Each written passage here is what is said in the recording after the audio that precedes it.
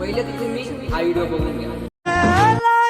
हम जिंदगानी की कहानी कैसे मोड़ पे हुए खुद से पराए हम.